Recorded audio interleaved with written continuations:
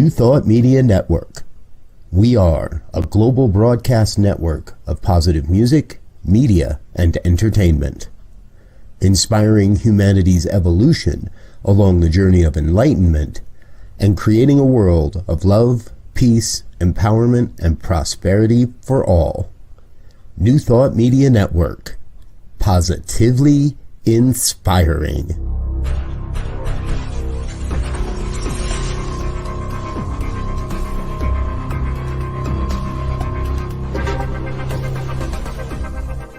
Live from a secure concrete bunker somewhere in Ohio, New Thought Media Network presents Pastor Michael Mangus with Friday's Fireside Chat, spiritual conversation for today. Here he is from the secret radio room, surrounded by thousands of watts, Pastor Michael Mangus. Well, hi there. Greetings. This is the Friday evening Fireside Chat here on your New Thought Media Network. I am Reverend Michael Mangus. I am broadcasting this evening from the super secure concrete bunker. So I adjust my camera.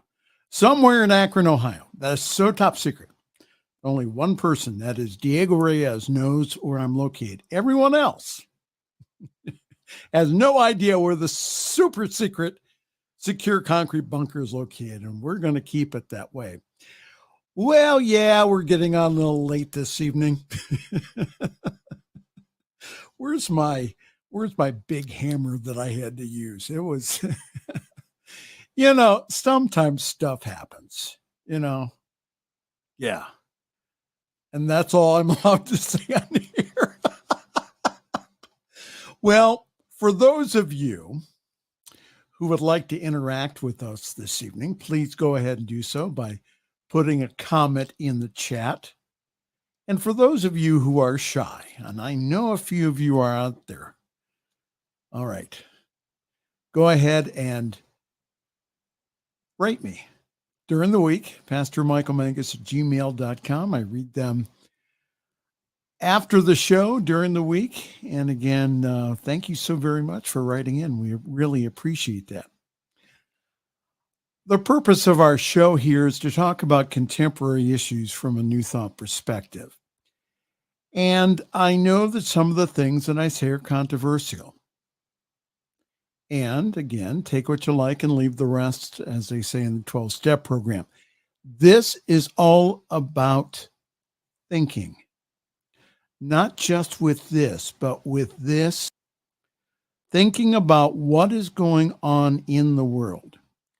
And how that you can play a part in bringing about a world that does work for everyone. Yes, I do have a guest this evening. It is me. Oh, yes. During the second half of our program this evening, I will be sharing a brief teaching on you, and I mean you are a spiritual broadcasting station. One of Ernest Holmes' favorite topics. You are a spiritual broadcasting station. Yeah, I am working on future guests. My people have to get with their people. They have to do lunch, all that other stuff. That's happening. So hopefully by next week, we will have another person as my special guest. Well, happy Passover to all of my Jewish friends. It's been an interesting Passover week, hasn't it been? We start our news this evening. University protests have erupted all around the globe. Pro-Palestinian protests continue at U.S. major universities, where several schools have called the police on protesters, leading to arrest of hundreds across the country. At New York's Columbia University, the epicenter of the demonstrations, protesters against the war in Gaza are demanding that the school cut ties with Israeli academic institutions and divest its funds from Israel-linked entities. the protesters at other campuses have similar demands. The University of Southern California has canceled its main commencement ceremony next month, citing new safety measures after nearly 100 people were arrested on campus.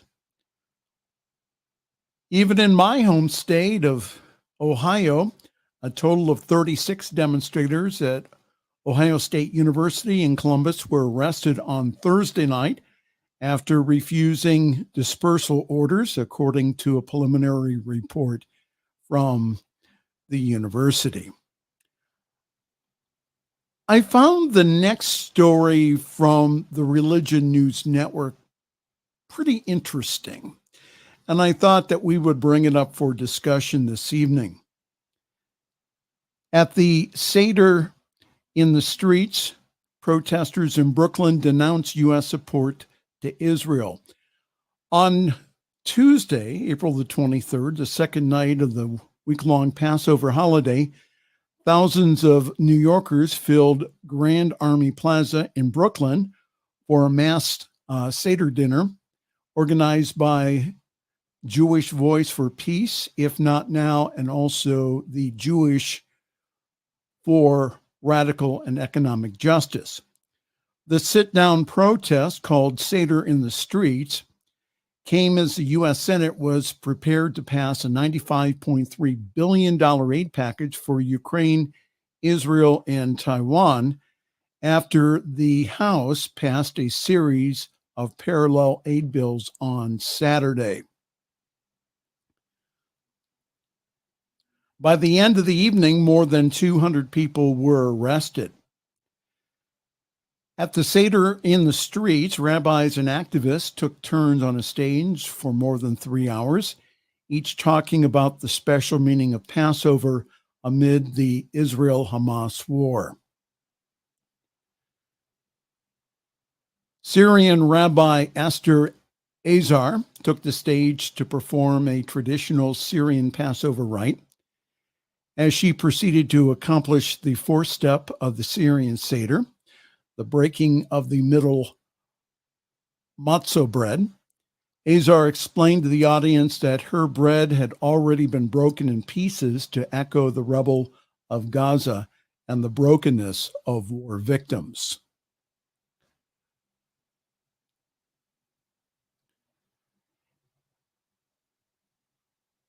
As the event wrapped up and the message, "Stop Arming Israel," was projected on the front of the Brooklyn Library, the crowd received the news that the Senate aid package had been approved.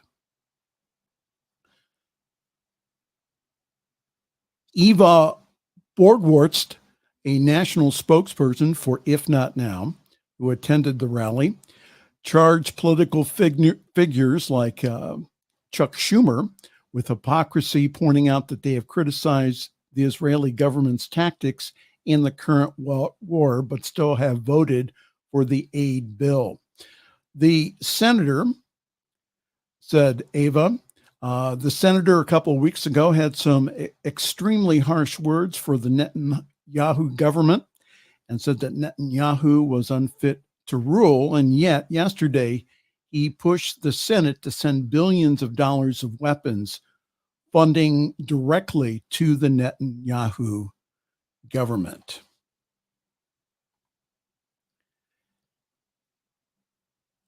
And then there's the attacks towards Jews and Jewish students from pro-Palestinian supporters.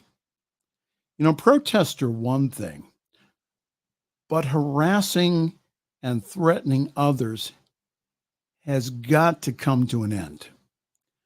What needs to be pointed out is that Jewish people worldwide and the Jewish government that continues the war, they're separate entities. So many people, again, who have been critical of the invasion of the West Bank and the treatment of civilians, of which there's been over 33,000 civilian casualties, that then they are labeled anti-Semitic.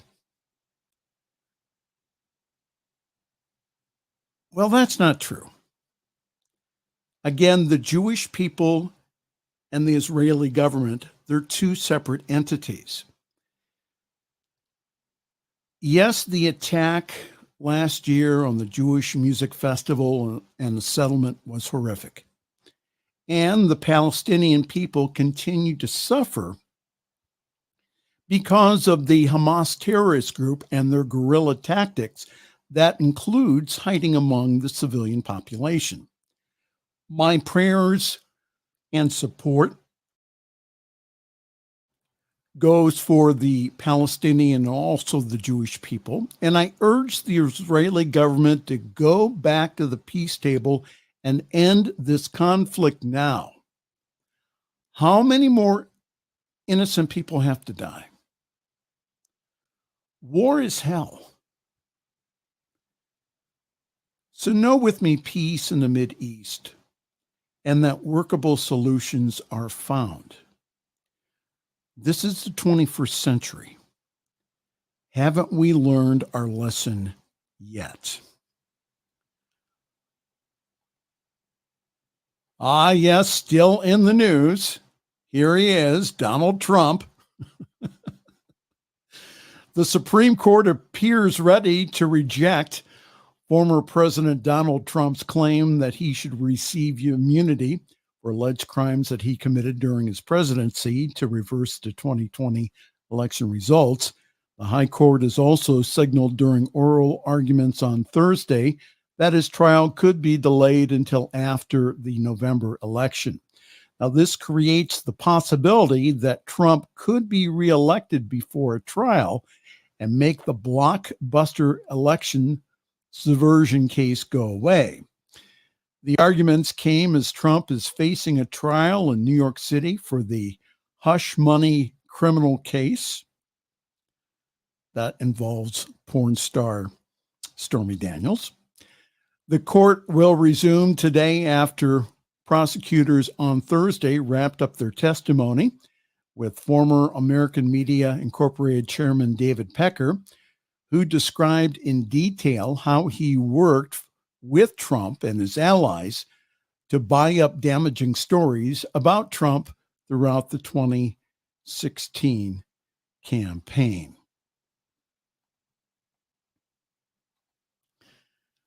Continue to pray for the United States and for divine right order, divine right action, justice, and peace. The news about 45 can get overwhelming at times. I get that. However, we as individuals who are spiritually aware can continue to pray for and get out in November to vote your values. Vote your values. What confounds me is this: that devout Christians are going against their long-held values to vote for someone who doesn't even care about them individually or collectively. 45 doesn't care about them at all. And as I have said in previous broadcasts, that there is nothing Christian about Christian nationalism. There's nothing Hindu about Hindu nationalism, as we're seeing played out in India. Both movements are about power and not about what Jesus or the great Hindu sages taught. Well, if you're wondering what you've stumbled onto this evening, this is the Friday evening fireside chat here on your New Thought Media Network. I am Reverend Michael Mangus, and we're quickly going through the news this evening. Let's see who has commented.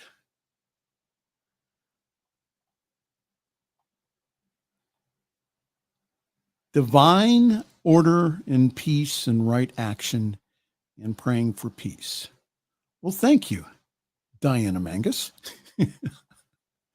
the spiritual leader of Summit Center for Spiritual Living right here in Akron, Ohio. Going back to our news here,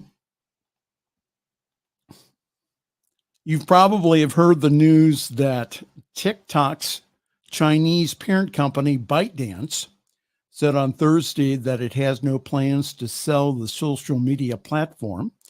Its first official response on the issue since President Joe Biden signed a bill that could lead to a nationwide ban of the popular app. ByteDance doesn't have plans to sell TikTok, the Beijing company said in a statement.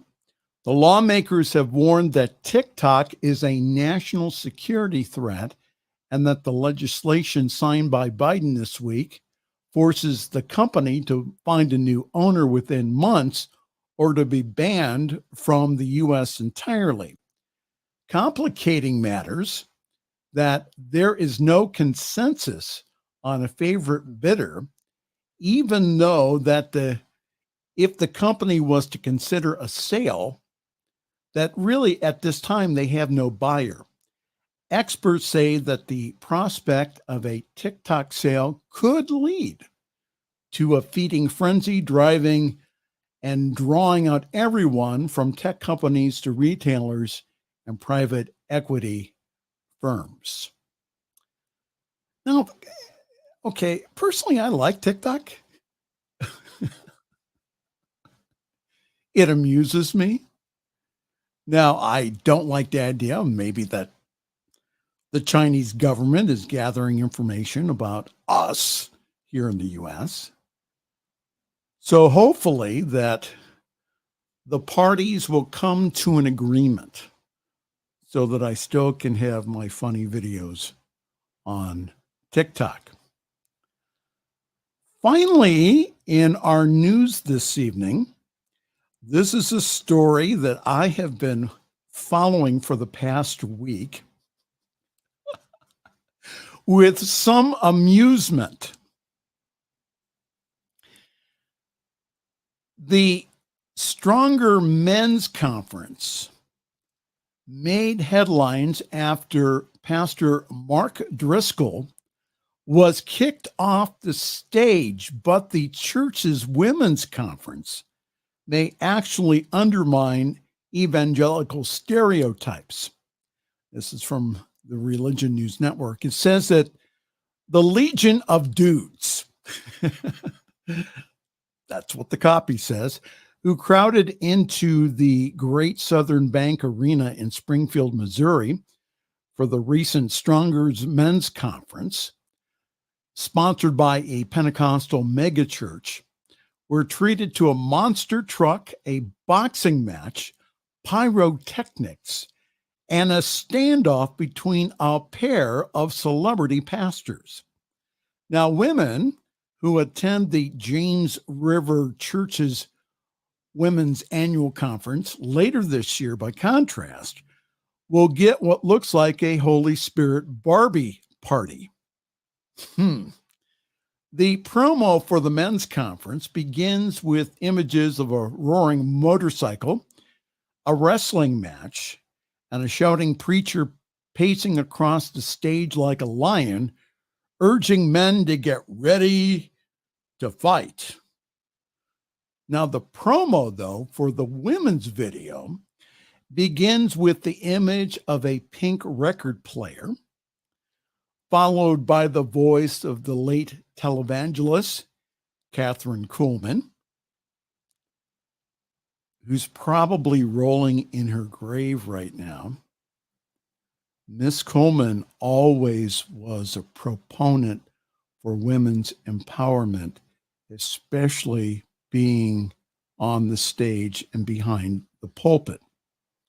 The article continues, urging women to give their worship to God, and then breaks to scenes of joyful women dressing in stylish pink, dancing with joy as balloons and confetti falls from the sky. Now, the two conferences reveal both the showmanship of the charismatic megachurch worship and also the rival messages that are given to both men and women. Men are warriors. They're filled with fire and vinegar, while women are icons of femininity, dressed to the nines, also with their nice hats, and concerned with building a happy home for their husband. Now, this is what I have found amusing in all the coverage this week. The James River Stronger Men's Conference made national headlines recently and launched viral videos over the inclusion of an act by Alex Magala, who's an acrobat and sword swallower who has appeared on America's Got Talent and also has a side hustle as a dancer in clubs, gay clubs.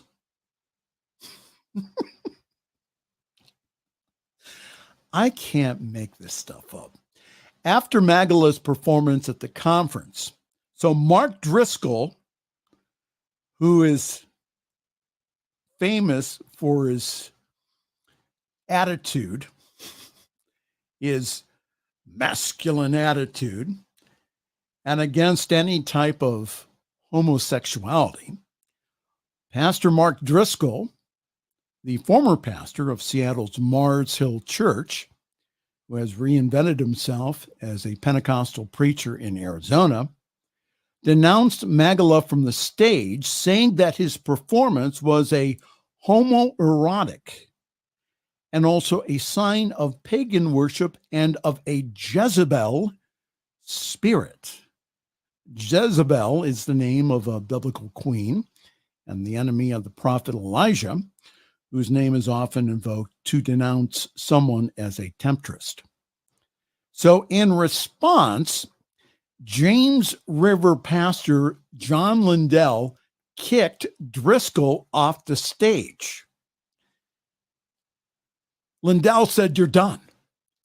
And the two later appeared to mend the fences during the conference, but any truce was short-lived, with the church sending the media links to a video of Lindell calling Driscoll to repent.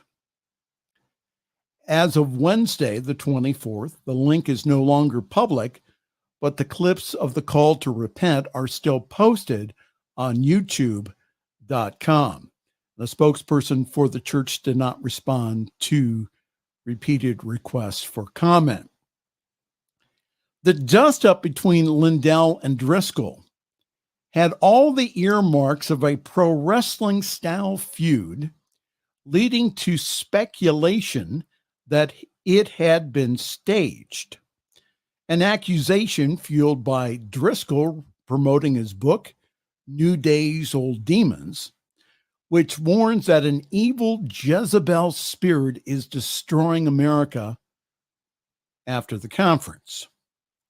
Now, Driscoll, who was once accused of paying his way onto the New York Times bestseller list and also crashed a John MacArthur conference to promote another of his books, is known for preaching about hypermasculinity and his willingness to criticize fellow pastors. Scholar and author Jessica Johnson is among those who are skeptical of the controversy over Driscoll's appearance at the Stronger Men's Conference. Knowing that Driscoll is the promotional master that he is, it's just that he had very much of a wrestling kind of feel to this bit where the whole thing was staged, said Johnson, who's the author of, now get this, Biblical Porn, a study of Driscoll's former evangelical empire in the now defunct Mars Hill Church in Seattle.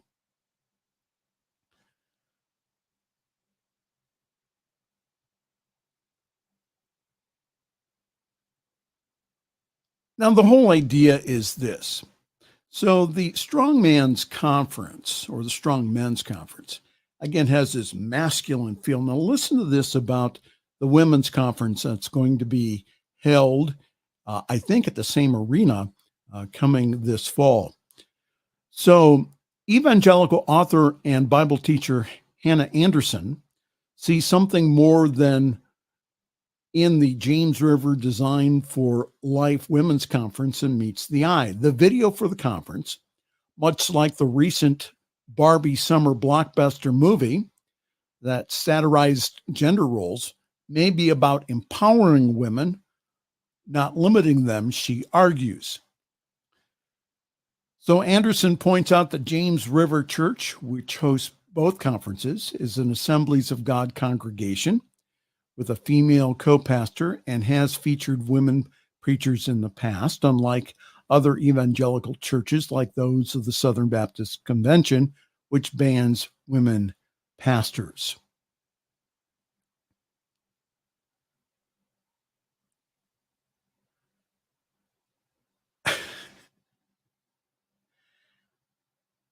I really don't know what I find more entertaining this month.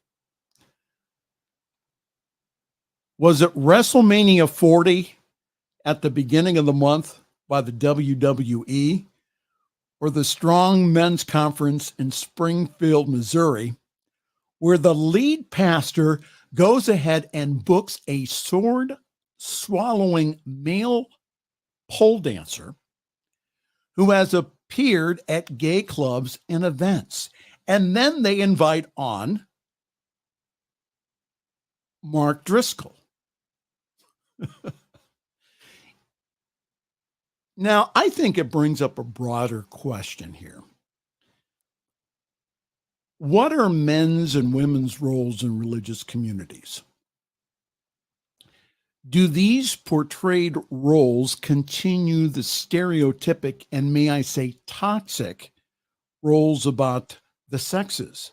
Or do the roles portrayed in Scripture portray a compassionate male role model in Jesus and an empowered role for women as portrayed by Mary Magdalene and the other very strong women in the New Testament? It is said that Christianity got its start because the women all gave of their grocery money to help out the disciples and the apostles. Now, personally, I find that I can be a strong man without being a male chauvinist. And I can and do support women in being powerful beings that own their own power and take on ministerial roles in churches and also spiritual centers. Now, I also find interesting that the event was held in Springfield, Missouri. It was the same location that I attended last year's Theology Beer Camp, where individuals from around the world gathered to talk on progressive Christian views that embraces everyone, no matter what their race, creed, sex, or sexual orientation. The church we were at was called The Venues. Outside of the church was a sign that says, "We are not for everyone because we are for everyone." Even in the midst of the Bible Belt, our church is for individuals who want a spirituality that's based upon spiritual principles as taught by Jesus, and not the religion about Jesus. There are chinks in the armor that I see that are happening in the evangelical world, brought about mostly by progressive theologians who are speaking up and speaking out about topics talked about in universities and also seminaries for years. And that's the news. Well, good evening, everyone. Welcome. Diana Mangus says, I've never opened a TikTok that I'm aware of and do not plan to. Well, sometimes they're pretty funny. I think so. And I'm real picky about what I open. Well, hi there. This is the Friday evening Fireside Chat here on your New Thought Media Network. I'm Reverend Michael Mangus. Good to see everyone this evening. And in a few moments, I will share a talk that I did recently on you, yes, you, our spiritual broadcasting station.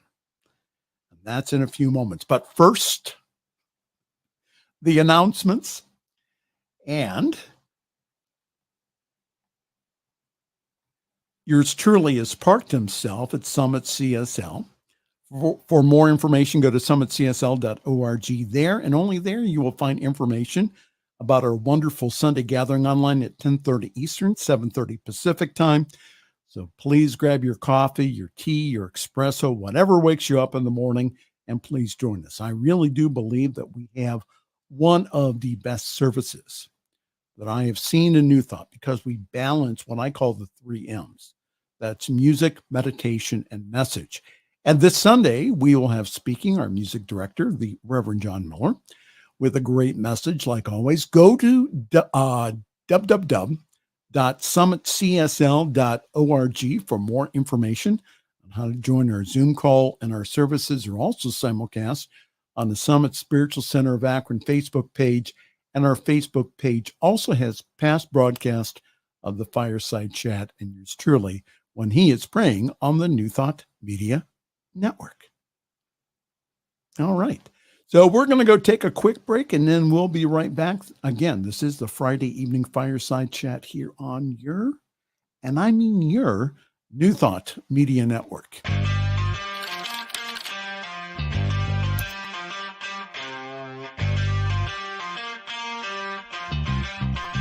New Thought Media Network. We are a global broadcast network of positive music, media, and entertainment, inspiring humanity's evolution along the journey of enlightenment and creating a world of love, peace, empowerment, and prosperity for all. New Thought Media Network. Positively inspiring.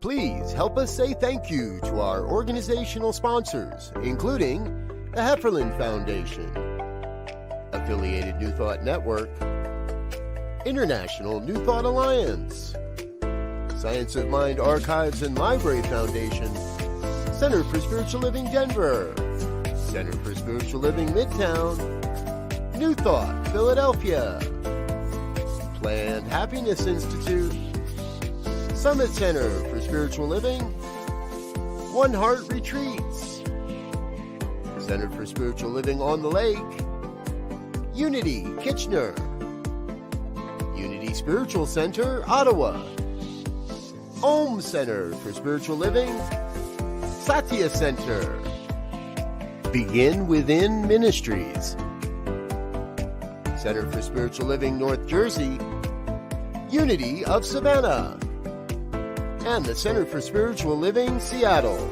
as well as all of our individual donors. Thank you for being part of the New Thought Media Network. Please like, share, and subscribe. New Thought Media Network. Positively inspiring. The views and opinions expressed by Pastor Michael Mangus are generally right.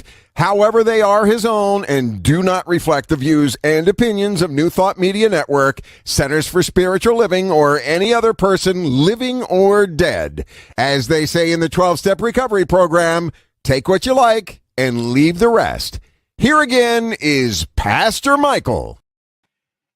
And I thought, instead of a guest this evening, that I would share a little bit from one of my favorite talks that came from the pen of Dr. Ernest Holmes, and that is, you are a spiritual broadcasting station. You, yes, you, are a spiritual broadcasting station. Dr. Ernest Holmes, the founder of the Science of Mind and Spirit, wrote this. He says, did you ever stop to think that you are a spiritual and mental broadcasting station and that messages are going out from you in all directions, and perhaps even when you're asleep? Messages that have an influence on your environment and the people around you. And since everything moves in circles, the message that you broadcast will come back to you. Well, I could talk in that paragraph for a couple of hours, but I won't. Did you ever think that you are broadcasting to the world through your consciousness, both conscious and subconscious minds? Have you ever thought about that? And that the energy or message that you broadcast out comes back to you? Now, it is true that we as human beings are both transmitters and receivers of energy that we are putting out to the universe.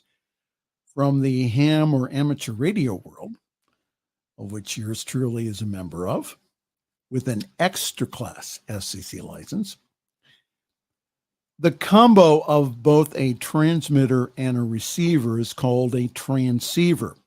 So if we think about the upright human body, we are a transmitting and receiving antenna or tower. Now, radio waves, when broadcast, just keeps on going or are absorbed by the layers of the upper atmosphere. I'm not going to get into all the radio science this evening. However, in the spiritual and mental world, the program that we are transmitting comes back to us in the world of effects. Ernest Holmes said this. He said, we are all broadcasting stations, whether or not we know it or not.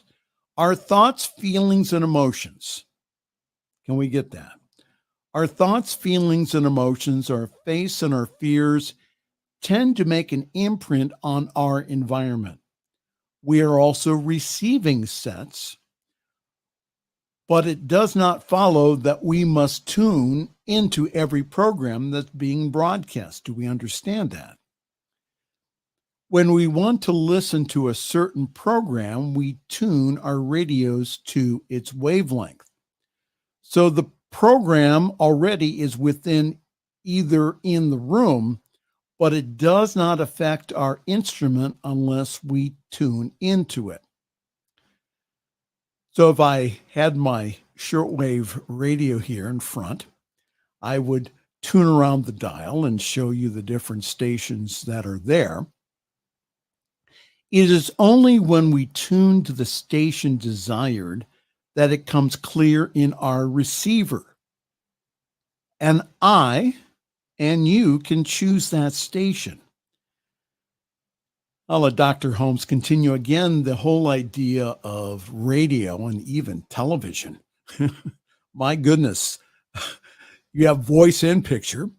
That was pretty new in Ernest Holmes' time. So he said this, he says, it's fascinating to think that we are both mental broadcasting stations and receiving sets.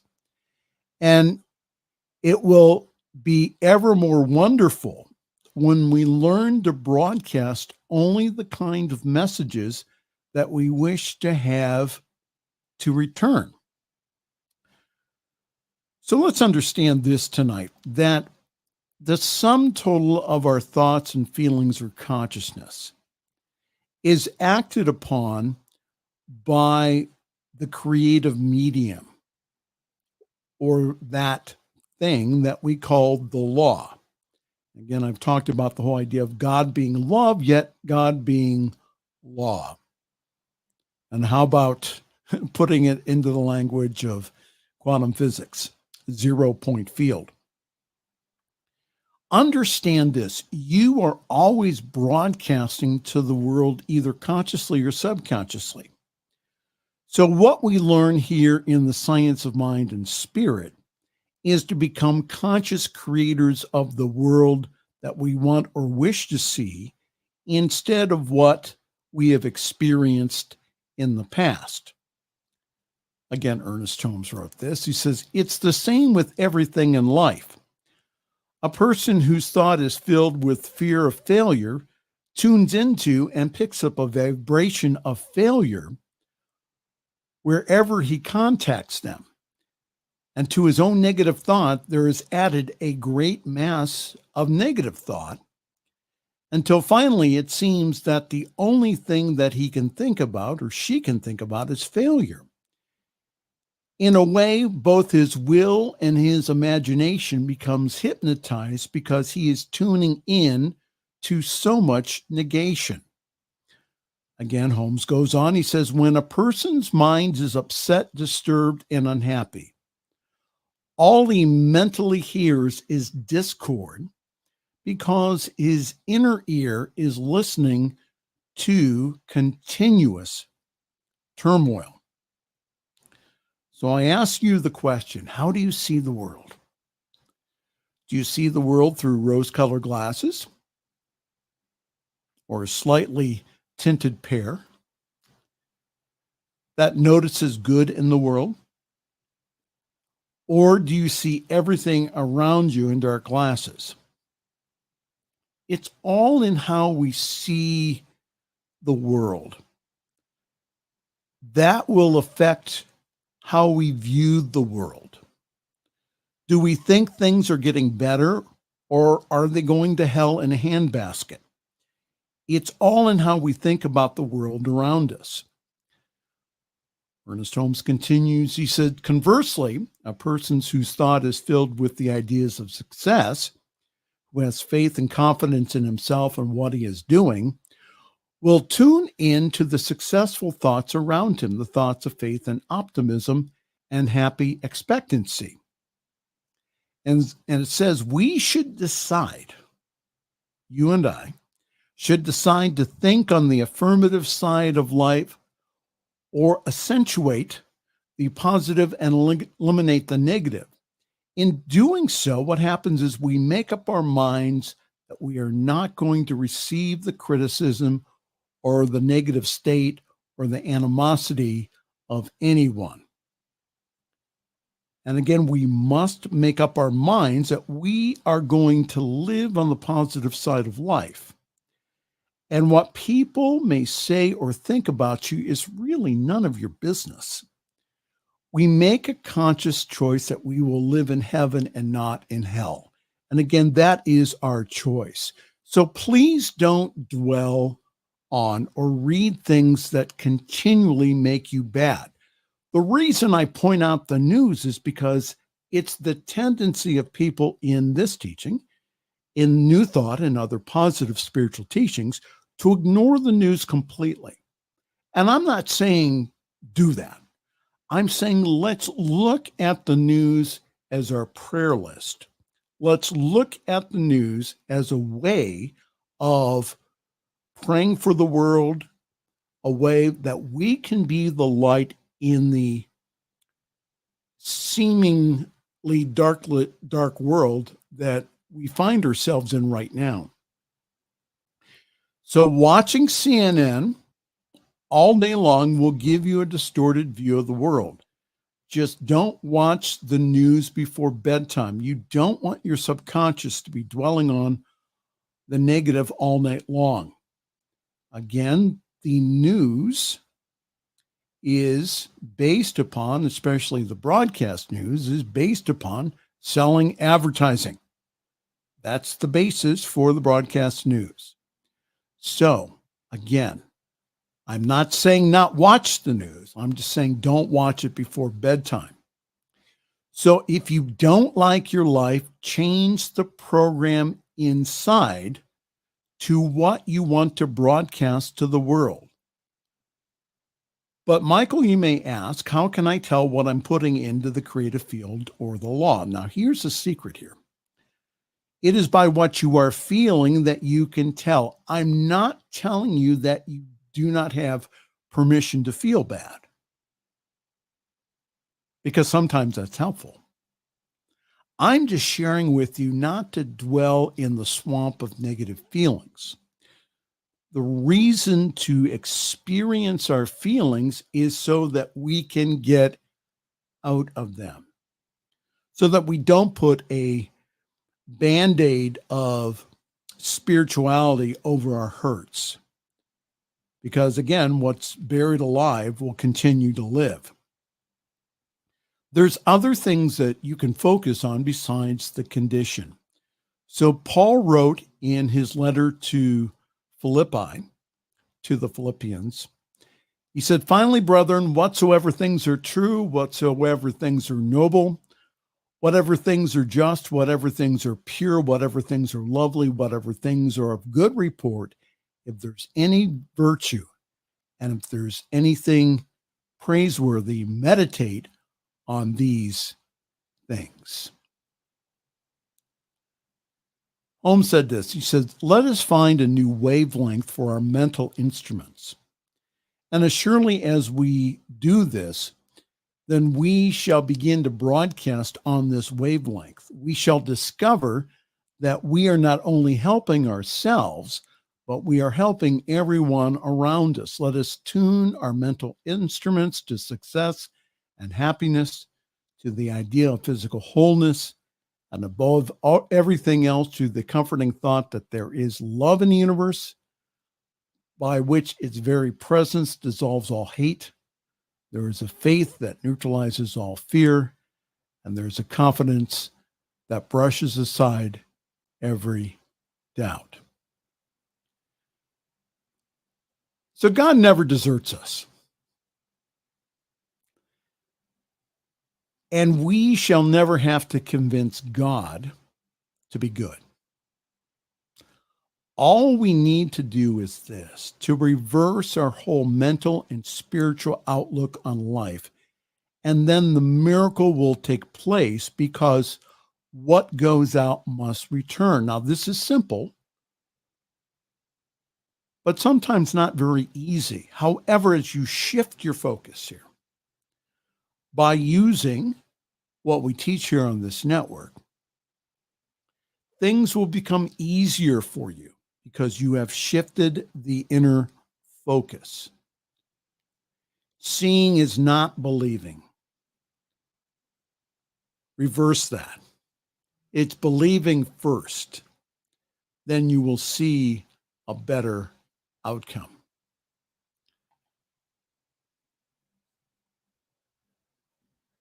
Ernest Holmes wrote this: "We are all spiritual and mental broadcasting stations. There is a silent force flowing from us in every direction at all times."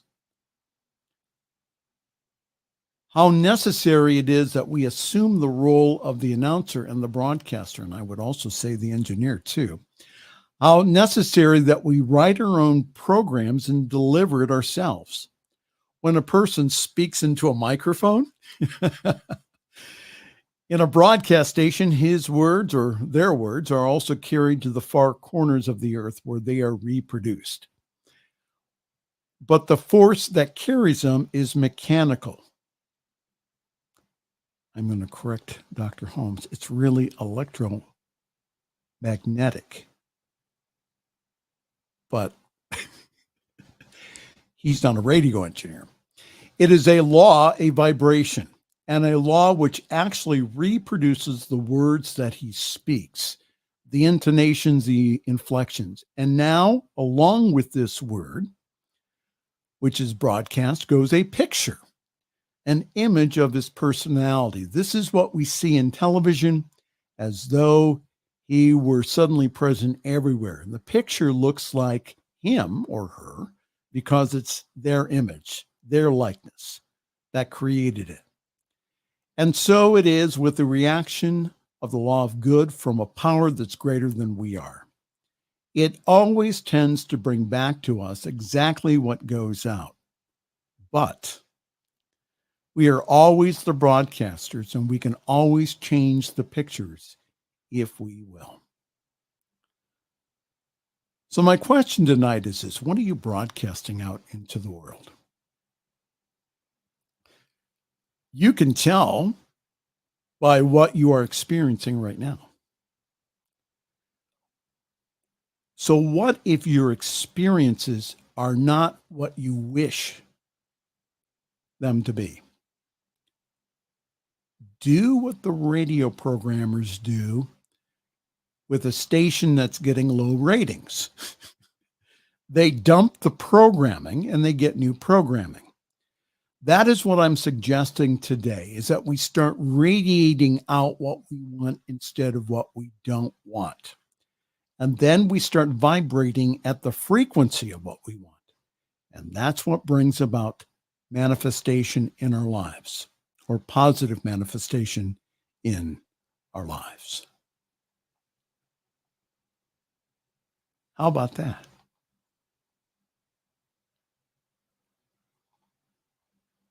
There's that Diana Mangus again. As we are aware of our thoughts and actions, if we realize that every thought and action has a consequence, I declare peace, love, harmony in my thoughts and actions are improving not only my world, but also in others. Amen, Michael. Good show. So how much am I going to have to pay you for that, Diana?